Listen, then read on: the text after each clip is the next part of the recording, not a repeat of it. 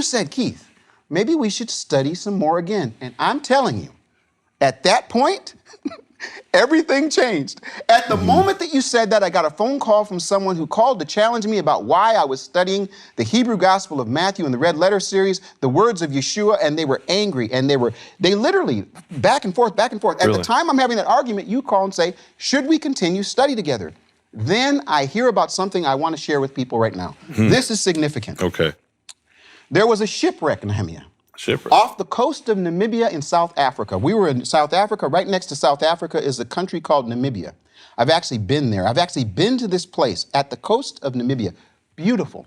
And a diamond mine, there was a lagoon that they created, and they're searching for their diamonds. What do you mean, they created like a man-made lagoon? Lagoon, yes. Wow. And as a result of looking for their diamonds, they see something that's out of place.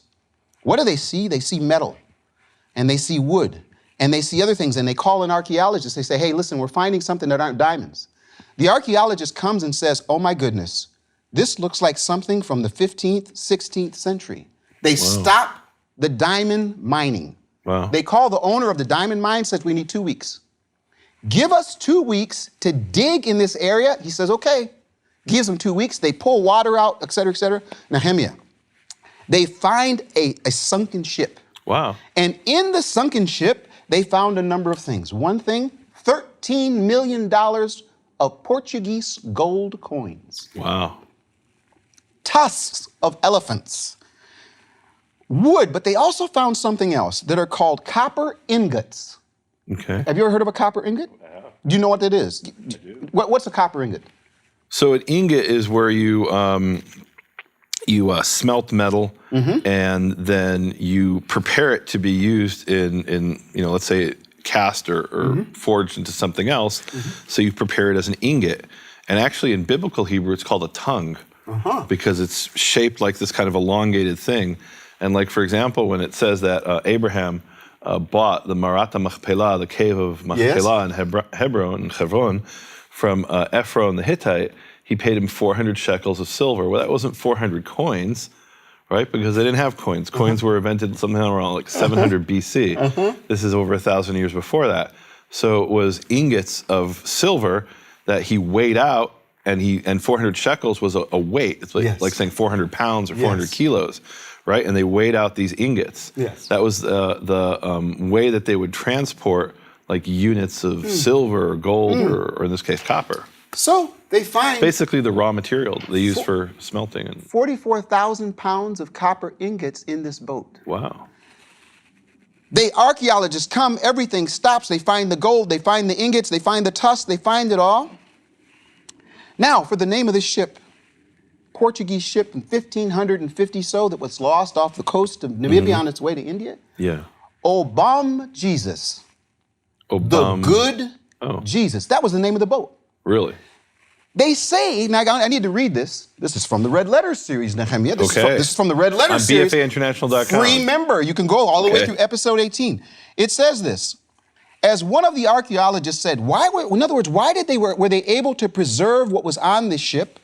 As one of the archaeologists said, marine organisms may like wood, leather book covers, peach pips, jute sacking, and leather shoes. But copper really puts them off their food. So a lot of stuff survived the 500 years at the bottom of the sea, which should have not been done. All this adds up to an extremely unusual situation, which led to truly excellent preservation, of a unique site. Now, I put the article in there. I let the people go there. They're going to read it. So basically, what I'm understanding is copper has some kind of maybe antibacterial effect. Yeah, they don't like the and copper. it preserved everything around it. Yeah. Okay. Here's this. Because I was thinking, all that copper they found, boy, I bet they wish that was gold. No. But you're saying the copper actually preserved it. Copper preserved it. Now, Okay. the Hebrew Gospel of Matthew. As I'm arguing with someone saying, why are you studying that manuscript? I'm thinking about the Jewish scribes that were the copper. I'm thinking about a couple of the Christian scribes that were the copper. That, in other words, that copper kept all of the ability to want to destroy. They were the preservation. Nehemia, let me say something. You are the copper. Okay. I'm telling you. I want to be the gold. No, I'm the gold, actually. Okay, I got to be the gold.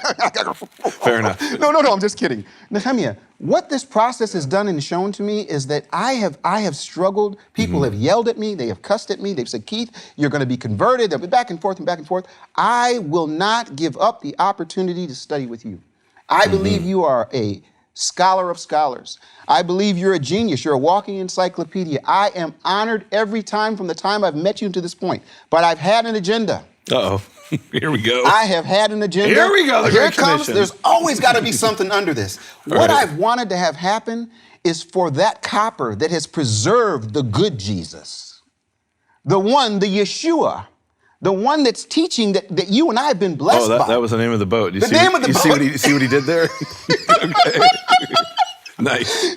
The name of the boat was the good Jesus. Right, okay. And here's what I've struggled with what I've struggled in my past, is that people have taken the good Jesus and made all sorts of theological rules and regulations and gymnastics so that when I sit down with you, if I just take my English Bible and I've got my evangelism in my mind, I miss the opportunity to get to the gold, to the pearls. And what you and I have done, Nehemia, for 50 episodes, is to give people a chance to see language, history, and context. Now, I don't know whether it's going to continue or not, but I want to tell you, my agenda has been for the world to see what I've experienced with you for 20 years. I kept saying to myself, how are we ever going to get this guy?